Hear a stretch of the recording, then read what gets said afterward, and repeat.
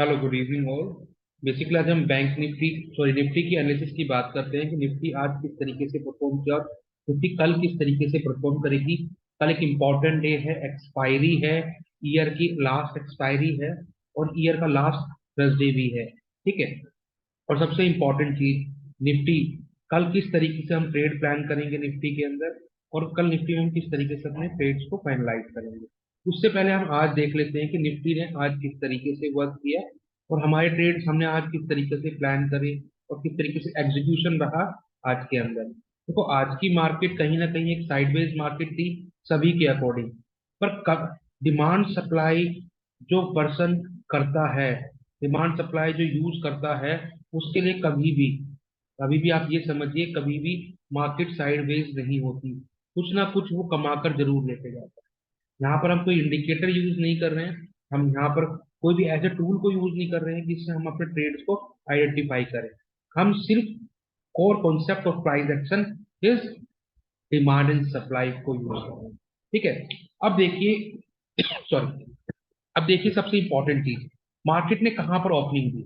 हमारा हमारा main focus था कि मार्केट इसके नीचे क्लोजिंग दे या इसके नीचे रहे तो हम यहाँ पर पुट प्लान करेंगे और कॉल हम प्लान करेंगे 18,170-80 के बाद।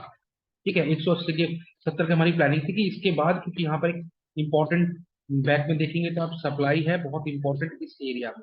ठीक है, यहाँ के एरिया में तो हमने कहा था ये एरिया में ब्रीच हो जाएगा तो हम यहाँ पर कॉल की पोजीशन लेंगे। पर मार्केट ने क्या किया, मार्केट ने बेसिकली पूरे दिन एक रेंज बनाई और उसी चैनल के अंदर घूमकर रहा जो हमने कल आपको रेंज दी। ठीक है। अब देखो, इस रेंज के अंदर भी हमें काम कैसे करना था, आज वो मैं आपको, देखो ये आपके पास 5 मिनट का चार्ट खुला हुआ है ना।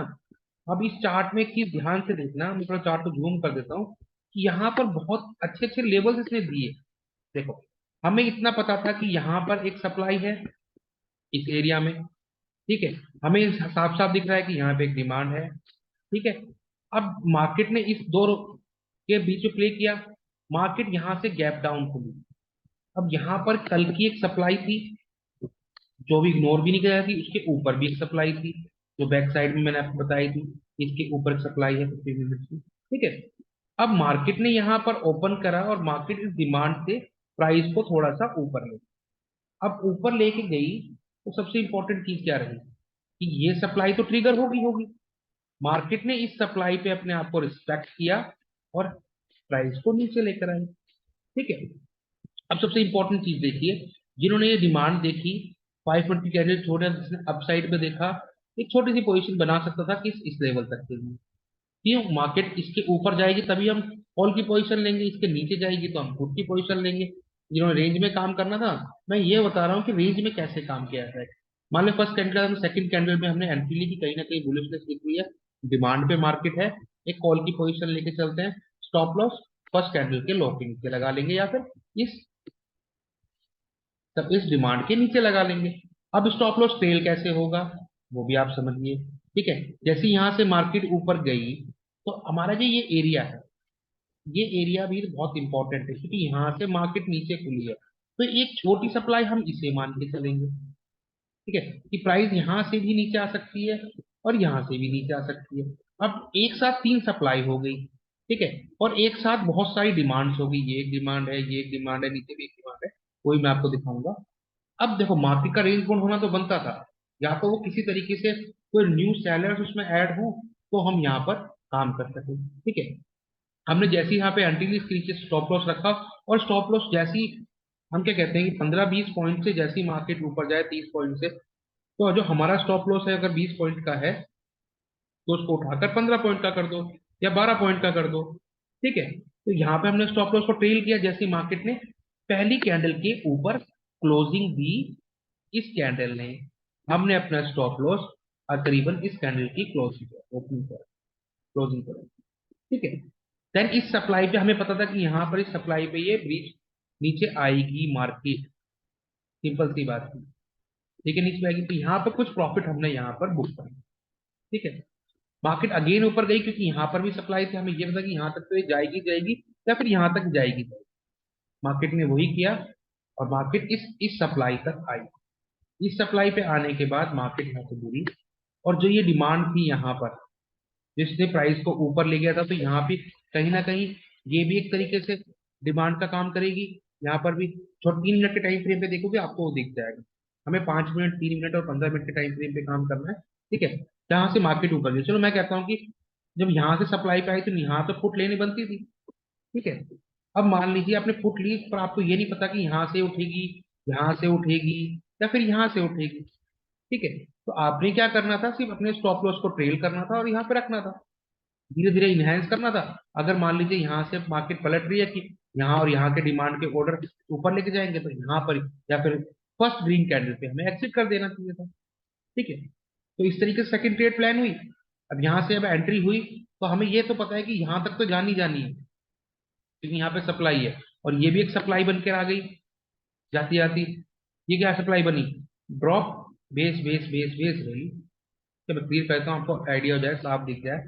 ठीक है, अब सबसे इंपॉर्टेंट चीज क्या हुई, जब मार्केट इस एरिया में आई, इस सप्लाई के अंदर आई, मार्केट ने फिर नीचे ले ली।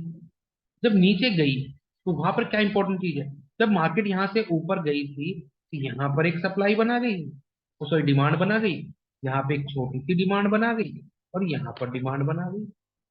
ठीक है, अब 3 डिमांड बना गई, तो सबसे इंपॉर्टेंट चीज क्या रही, ऊपर सप्लाई भी हो गई और नीचे बहुत सारी डिमांड होगी। तो हमें 11 साढ़े 11 बजे तक पता चल गया था कि मार्केट आज रेंज बाउंड रहेगी। पर फिर भी हमने काम किया। हमने उसके बाद क्या किया, हमने यहाँ पर बेसिकली जैसी सप्लाई पे हमने यहाँ पे देखा था यहाँ डिमांड थी, तो छोटे छोटे स्कैल्पिंग ट्रेड लिए हमने यहाँ पर। यहाँ पर हमने एंट्री करी, इस डिमांड पे एग्जिट करी। ठीक है, इस डिमांड पे फिर प्राइस ऊपर गई, और हमें पता है कि इस एरिया तक तो आएगी, तो इसकी विक तक, इस प्राइस की विक जो यहाँ पे इसकी सप्लाई है, मैं आपको दिखा भी देता हूँ। ये सप्लाई है, ये जो सप्लाई है इधर, इसकी विक तक भी आई है। ठीक है, इसकी विक तक भी आई, और ये दो सप्लाई मर्ज होकर 15 मिनट्स के अंदर एक न्यू सप्लाई बना।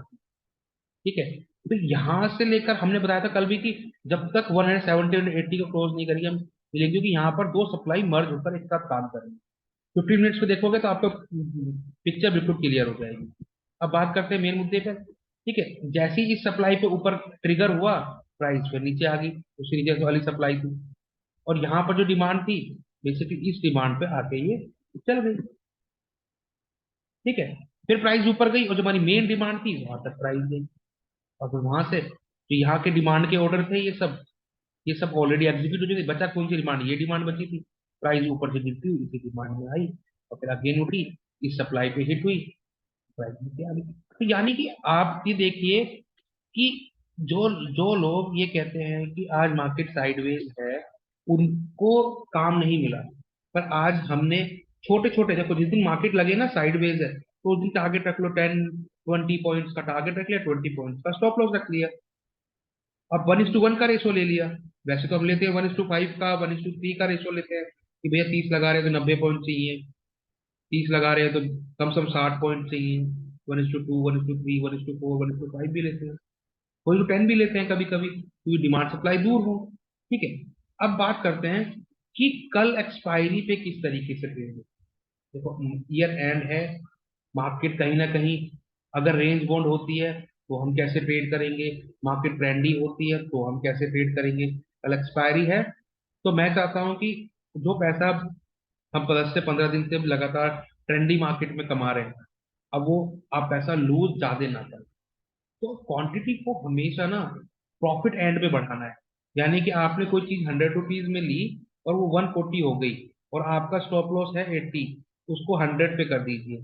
ठीक है, और देन 120, 130 पे, 120, 130 पे प्राइस थी, 100 पे आपने एक लॉट लिया, 120 पे एक लॉट ले लिया।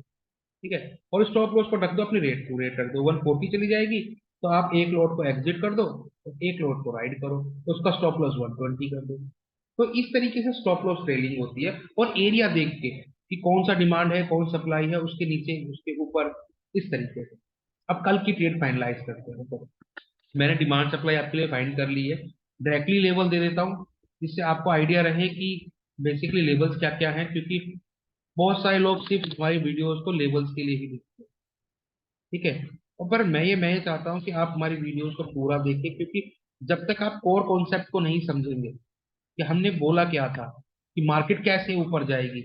वही लोग सोचते हैं कि मार्केट ने क्लोजिंग दे दी 1070 के ऊपर क्लास में, तो जाकर यहाँ पर कॉल प्लान कर ली। अरे सर कंफर्मेशन तो देखो, उस एरिया के बाद उस एरिया पे 10-15 मिनट का वेट तो देखो, तब तो जाकर आप उस चीज को लोगे। आप इसको चीज को समझते ही नहीं। ठीक है। अब ये कुछ कुछ टाइम तक अच्छा 18,080 पे टच हो गई, यानी कि पुट की पोजीशन ले। जब तक मार्केट वहां स्टैंड नहीं करेगी 15 से 20 मिनट, हम कैसे ले लेंगे? देखो, जब तक मार्केट, मान लीजिए कल की ट्रेड की बात करते हैं, कल मार्केट अगर साइडवेज खुलती है इसी रेंज में, कहीं भी खुलती है यहाँ पर, और खुलने के बाद बेसिकली एक ये एरिया और ये सब एरिया के नीचे क्लोजिंग देती है, यानी कि अप्रोक्सीमेटली आप मान लीजिए 18,100 के नीचे मार्केट पहुंच जाता है यहाँ पे, 20-30 पॉइंट नीचे, और वहां थोड़ी देर स्टैंड करती है। तो यहाँ पर मैं एक पुट कैरी करूँ, और पुट कैरी करके मेरे टारगेट्स क्या क्या होंगे वो भी मैं आपको बता देता हूँ। मेरा टारगेट होगा पहला, अगर मार्केट 18,100 से नीचे रहती है तो मेरा फर्स्ट टारगेट, तो मैं टारगेट छोटे छोटे दे रहा हूँ, 30-40 पॉइंट के। क्यों? अगर कल भी मार्केट रेंज बोल्ड हो गई तो क्योंकि नीचे बहुत पास पास डिमांड्स है ना, तो उन्हीं डिमांड्स पे हम टारगेट लेंगे। 18,060 का ले लेते हैं फर्स्ट टारगेट, फिर 40 पॉइंट का फिर ले लेते हैं, 18,020 का ले लेते हैं, हार्ड ले लेते हैं 70 90 का ले लेते हैं।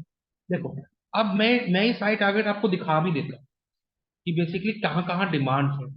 तो कल आप ना अपने मनी को लूज ना करें। आप बेफालतू में कहीं पर भी वीडियोस देख के कॉल्स लेकर अपने आप को मनी को लूज कर रहे हैं, वो मैं नहीं चाहता। मेरा मेरा फोकस यही है कि मैं करीबन 100 200 500 1000 आदमियों को इंडिपेंडेंट बनाऊं, किसी पर डिपेंड ना हो वो कॉल लेने के लिए। ठीक है।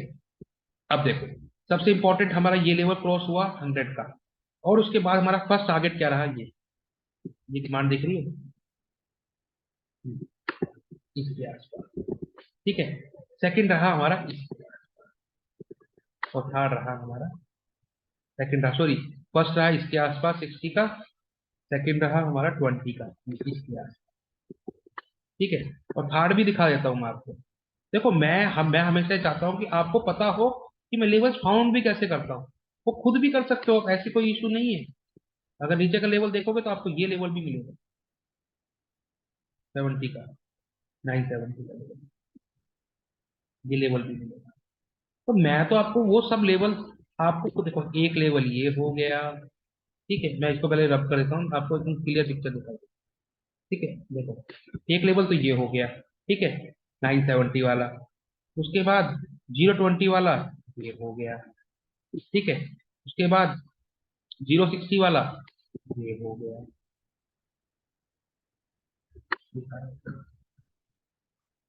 यहाँ तक भी मान सकते हो, इसे भी ले सकते हो आप, 020 वाले एरिया को यहाँ पर, 020 का एरिया यहाँ पे आ गया। तो कैंडल मैं डायरेक्टली मार्क ही कर देता हूँ ना, इससे आपको क्लियर पिक्चर दिखेगा। जो आपको आज प्रॉपर तरीके से 100 के नीचे, मैं आपको यहाँ पे लाइंस भी कह देता हूँ, 100 के नीचे जाती है इस लेवल। ठीक है, इस लेवल के नीचे ट्रेड करनी चाहिए। अगर नीचे ट्रेड नहीं करेगी ना तो कोई काम नहीं। नीचे ट्रेड यानी कि अगर 10-15-20 पॉइंट मिले तो यार की 80 पे आ गई, कोई बात नहीं, थोड़ा सा ऊपर कर सकते हैं।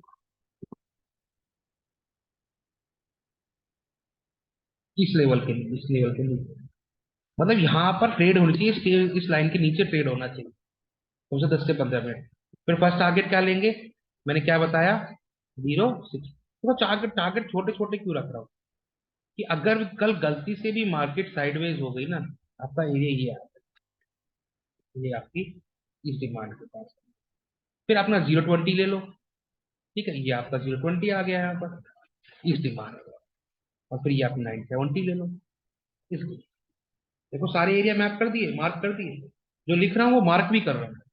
ठीक है। तो अप साइड के मार्क नहीं करूंगा, मैं डायरेक्टली अप साइड के बताया था, वीडियो बहुत लंबी हो जाती है ना, तो बहुत सारे लोग सोचते हैं कि इतनी लंबी वीडियो हो रही है। अगर मार्केट इसके ऊपर क्लोजिंग देती है, कौन सी? 18,180 के ऊपर क्लोजिंग देती है, यहाँ से जाती है ऊपर, और बेसिकली थोड़ी देर सस्टेन करने के बाद, ठीक है, यहाँ से थोड़ा सस्टेन करने के बाद और ये लेवल निकालती है, तो यहाँ पर मैं एक कॉल की पोजीशन यहाँ पर लूंगा।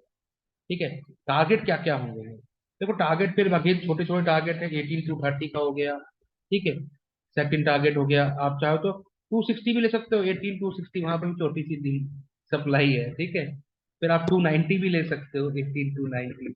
और आप अगर बड़ा टारगेट चाहिए तो 350 भी है टारगेट हमारे पास के बाद, 18 3। ठीक है, तो ये मैंने सारे टारगेट दे दिए हैं। आप चार्ट को देखो, मैं कहता हूँ कि आप चार्ट को रेगुलरली देखो, पीएनएल को ना देखे ना, चार्ट को देखो, तो उससे ज्यादा आप सीख पाओगे। और कोई क्वेरीज होती है ना, डायरेक्टली आप मेरे नंबर पे भी कॉल कर सकते हैं, जिनके पास मेरे नंबर्स हैं। डायरेक्टली आप मुझे कमेंट सेक्शन में भी पूछ सकते हैं। ठीक है, कोई इशू नहीं है, मैं एनी टाइम अवेलेबल रहता हूँ, क्योंकि मैं चाहता हूँ कि आप सीखें, किसी पे डिपेंडेंट ना रहे, इंडिपेंडेंट बने। ये नहीं कि कोई कॉल बताएगा तो ही हम काम करेंगे, यहाँ पर ये नहीं चलेगा। यहाँ पर ये चलेगा कि आपको पता है कि कहाँ पर बाय करना है और कहाँ पे सेल करना है। कोई न्यूज आपका कुछ नहीं उखाड़ सकती, कोई कॉल्स आपका कुछ नहीं उखाड़ सकती। आपका चार्ट बोलता है और चार्ट पे ही हमें वो। ठीक है, अगर हमारी वीडियोस ना आपको अच्छी लग रही है तो उसने लाइक और शेयर भी कर दीजिएगा, जिससे क्या है, थोड़ा मोटिवेशन मुझे भी मिलता रहेगा।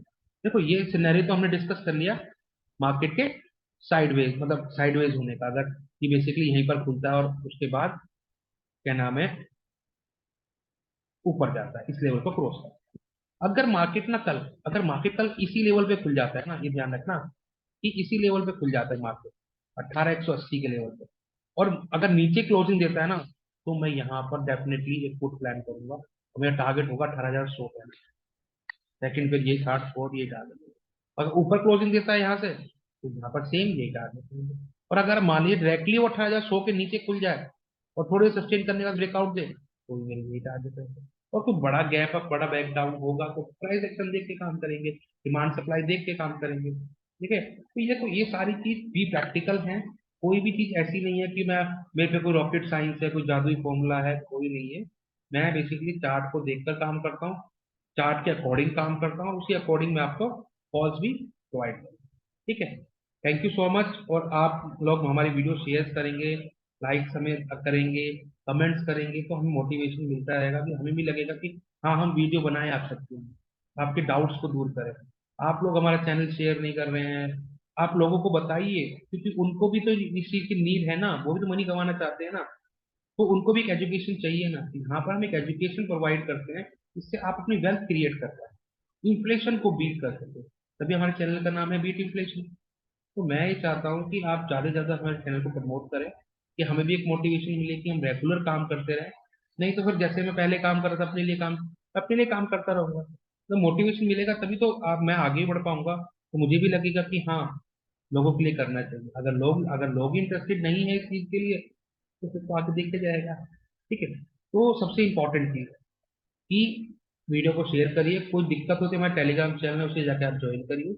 और ऐसे लेवल्स मैं टेलीग्राम पे भी अपडेट भी करता रहता हूँ, कभी कभी स्टॉक के वीडियोस भी, स्टॉक्स के अपडेट्स भी वहाँ प्रोवाइड करता रहता हूँ। तो थैंक यू सो मच।